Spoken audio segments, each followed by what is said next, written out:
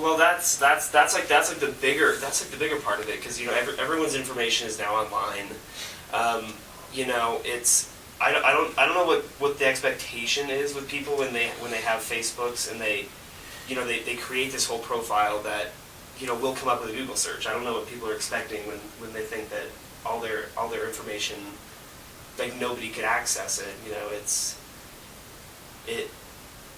It is out there, and so again, when people have problems with privacy, it's like they're participating in their breach of privacy. Facebook.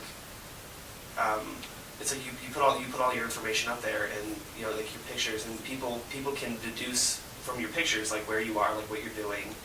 And you're the one taking them and putting them up there, so you're compliant, and I think you're compliant in the breach of your privacy, basically, with Facebook, and when you create these profiles with your information on.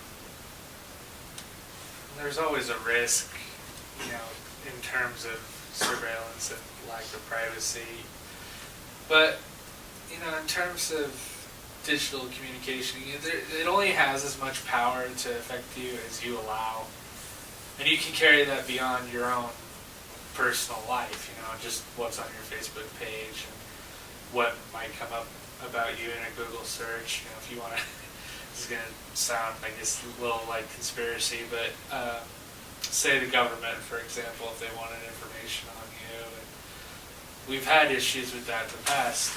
The NSA scandal a couple of years ago comes to mind, where they're gaining a little bit too much information, at least for most people's comfort, on American citizens. But that's why we have legal safeguards in place. That's why we have watchdog groups, to make sure that this sort of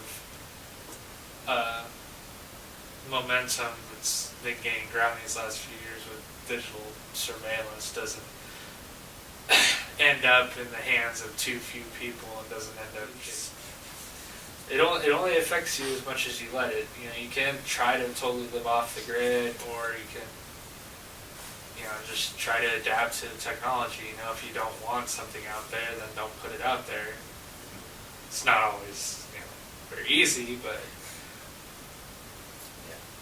and but it's definitely not very easy to just live off the grid without that technology, because it's becoming so necessary for the workforce and for education.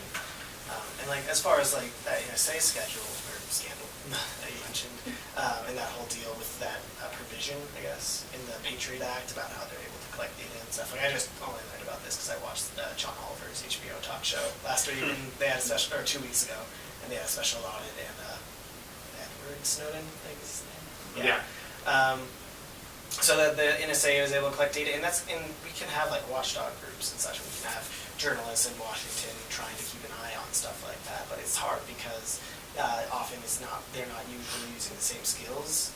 Like journalists in particular, they're not usually hackers. They're not programmers or coders or anything like that, who can try to make sure that they're not collecting data that they shouldn't be.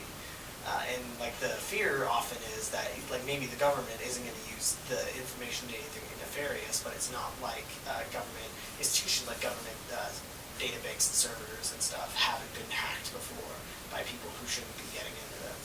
And so the bigger concern is more what could other people do with that information if they were able to hack into it and expose all these all the stuff that the average American citizen might not want to get out. Maybe most of it's harmless, maybe it's embarrassing, maybe if they just dumped a bunch of embarrassing photos on the internet, most people would be like, well, you can't really tell it's me.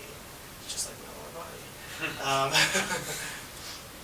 But yeah, I think there maybe needs to be, I think we're not really quite to the point where we have sufficient checks in place to make sure the government isn't taking information, because it's so new, this technology, that we have systems in the political system itself where the branches of the government are supposed to check each other and such, but then the NSA seems to be have a little bit more autonomy, because we quite haven't learned the limits, what the limits should be yet, because it's still this area that we're experimenting with. I definitely agree with that. The advancement in technology is far outpacing our ability to adapt and figure out how to use it properly.